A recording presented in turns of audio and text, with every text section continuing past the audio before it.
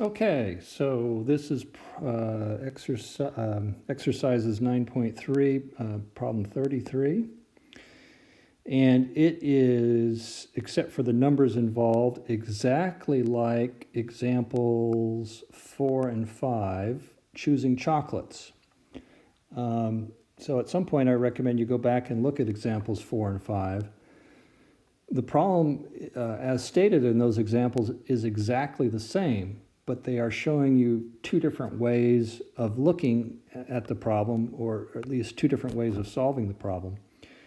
And I'm going to go through the same two methods with floppy jalopies, but I'm going to try not to repeat everything that they talk about in examples 4 and 5. It's really worth looking at those, and you'll see the similarities, and that'll help reinforce these types of problems. So at Floppy Jalopies, there's 25 cars total, 20 big bombs and 5 mid-size, and you're going to choose 2 of those cars at random. Okay. So one way to look at it is what we've talked about before. We've got sample space, subset E, probability of E equals number in E over number in S, and that equals, again, the denominator is sometimes easier. Actually, in this case, it's not. But anyway, I always look at the denominator first. I want to know what the sample space is, get a feel for the sample space. So there's 25, choose 2. And then in E, how many ways, different ways can you choose 2 big bombs? Well, it's 20. I put E, this should be a C. There we go. 20, choose 2. Again, order doesn't matter. Every big bomb looks like every other big bomb as far as we're concerned. There's no new identifiers or labels that we're attaching to the cars we choose. So it's a combination problem. And so if you work this out, I'm going to move this down over here. It is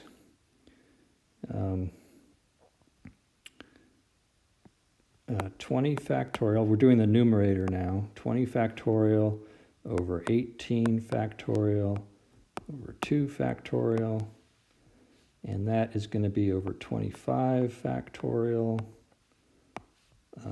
2 factorial again, 23 factorial.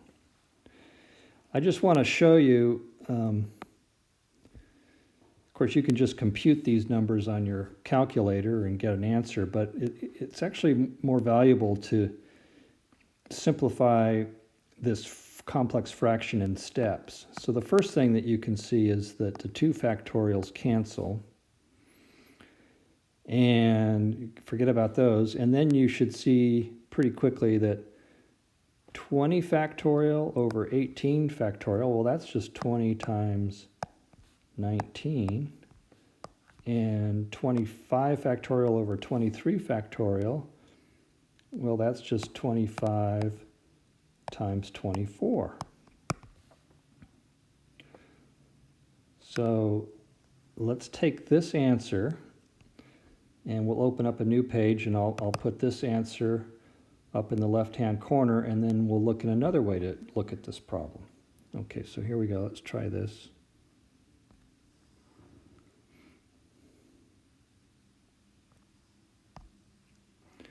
So our answer from the first method was 20 times 19 over 25 times 24. So the other way to look at this problem is to think in terms of picking the cars one at a time.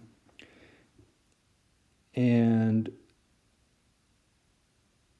so the first step is to pick one car.